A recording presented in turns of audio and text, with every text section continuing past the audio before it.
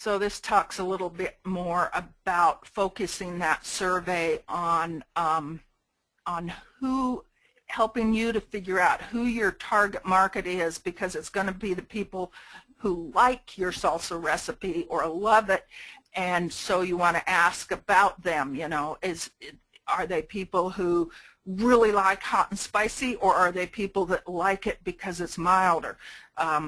Those kinds of questions, and then figure out who they are. Then that's your target market, and then that also helps you to develop your message. So you're going to use the information you are able to gather about the market. For example, if there's way too many berries at the market and they're still left at the end of the day, and you're going to apply that to your strategy regarding what products you might be bringing to market, how much you're bringing to market, how you're going to price it, how you are selling it, that placement, whether you're going to sell it off the farm through a CSA or at the farmer's market, or sell it wholesale.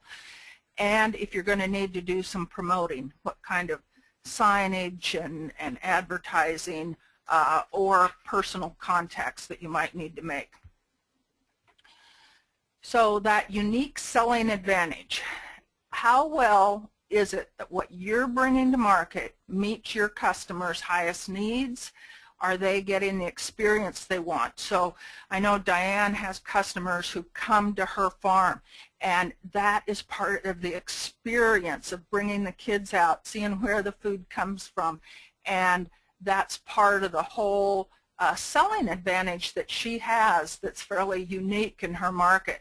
And so she's able to get word-of-mouth advertising. She's able to exceed customer expectations, at least when the weather's good.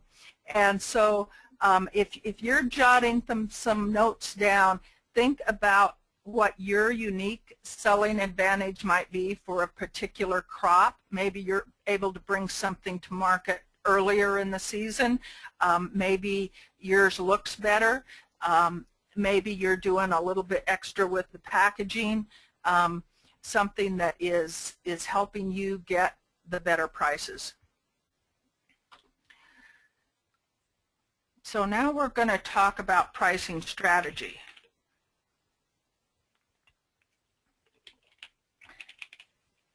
Competition-based is when you're setting your prices based on what everybody else is selling for, and it depends on the market. If you have a CSA, you're facing less of that door-to-door competition that you would be at the farmer's market. But you might have early season competition with other people offering CSAs. Your cost-based pricing, you've figured out, because of what we did a few weeks ago, you've figured out what it's costing you to bring a certain product to market, maybe per pound, per bunch, per quart, whatever. If you have a new product, or if you are there earlier, or you have something unique, that is better about the way you're selling your product, you might look at what the market will bear. What will enough people pay to have that experience or that product earlier in the season, or whatever it is that makes your product new or unique? And that's where we talk about that, what the market will bear. And we can do some analysis in terms of what kind of pricing versus quantities may have help you figure out where that might be. And then the last three on here about price wars have no winners. Of course, you have to know your cost to drive profit, and price-sensitive customers are not as loyal. And loyalty to a particular brand is getting harder and harder to maintain. If I can remember how to advance the slides here. So a lot of agricultural products are sold in what we call the commodity market. They are undifferentiated in terms of location, grade, and time. So at one point in time, with whatever that specific product might be graded at that location, all the producers are getting the same price because it's all the same product. It's undifferentiated.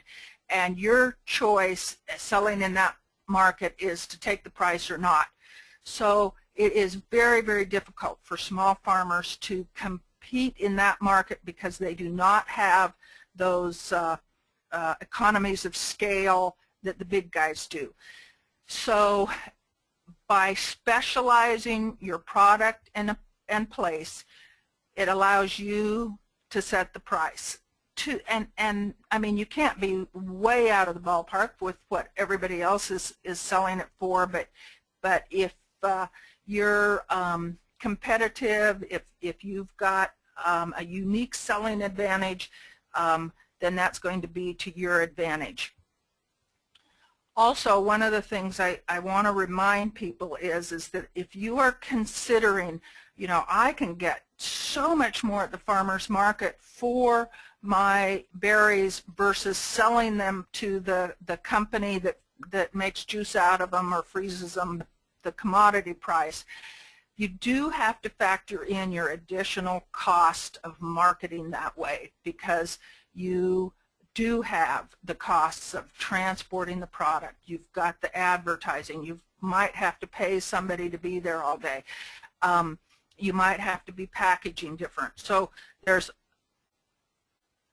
don't forget to add that marketing cost into your equation when you're making these considerations.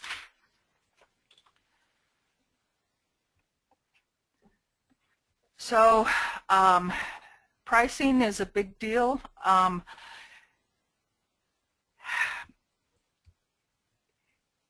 I go back to what we talked about a few weeks ago. You must cover your costs, all of those costs that we talked about. And we're going to do some analysis related to that here in a minute. This example is related to a service business, and so this might be, let's say, machine time. Maybe you're doing some flour grinding, or you're doing some tractor work, and you are using a machine and you're charging somewhere between the low guys of $50 an hour and the high guys, your other competition down the road, are selling for $130 an hour. This might seem like a big spread, and I did some calling around recently for an electrician, and this was exactly what that spread was. Low guys $50 an hour, high guys $130 an hour for the same kind of work. And so yeah, if you're buying that kind of a service, it can pay to check around too. So we're going to take that information here and apply it, but first, are your prices too low? Oil companies charge $120 an hour to change the oil in your vehicle. Consumers pay $12 a gallon for bottled water. That's more than gasoline. And so this course was all about encouraging people to raise their prices.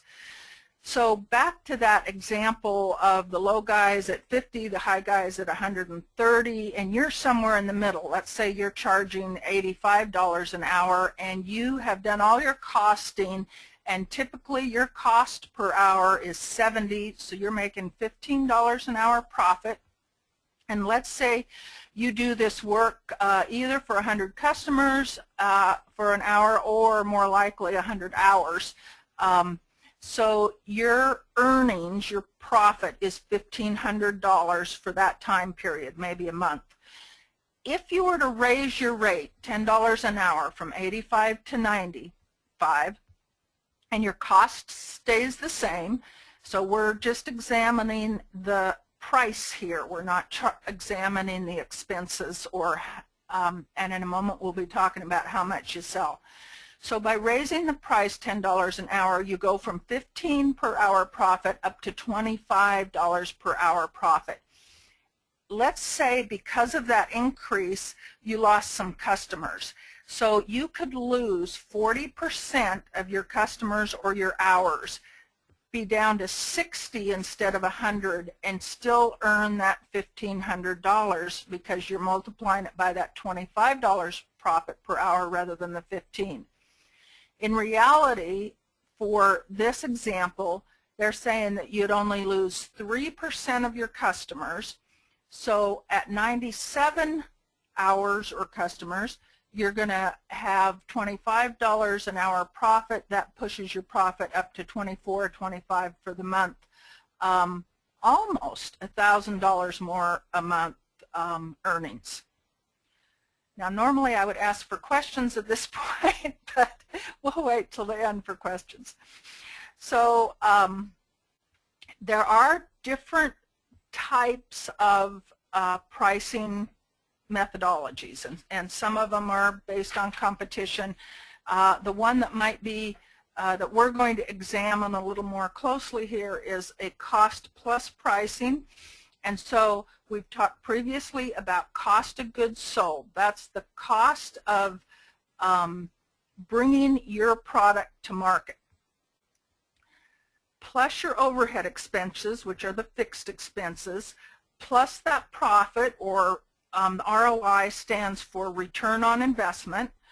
And if there is no profit, if there is no return, then that's the break-even point. And so we say it's break-even if zero. If your price minus your costs, all your expenses together, is zero, then that's the break-even point. And that's one we're going to look at in a moment. So for most business people, you want to maximize your profit in the long term. Sometimes you might take a loss to just get started, to get your market share, to get your economies of scale up, but in the long term, you're going to need profit to stay in business. So your cost plus your profit equals the total price. So then you look at how many can you sell at that price. If your price is higher than most of the competition for the same product, you're going to have lower demand. Now that might work for you because maybe you haven't produced as much. On the other hand, if you've produced a lot and it's a time-sensitive product, like a lot of agricultural products are, then you might have to examine where your price is going to need to be. Some customers might be willing to pay higher prices, and some customers, those really what we call price-sensitive customers, are not. They're going to move along, and we always know that a higher price, regardless of the competition, is going to equate to less demand. But on the other hand, if you're selling out earlier in the day than everybody else is, maybe you need to have a higher price because you are running out of product, and that would be an indicator that you're selling too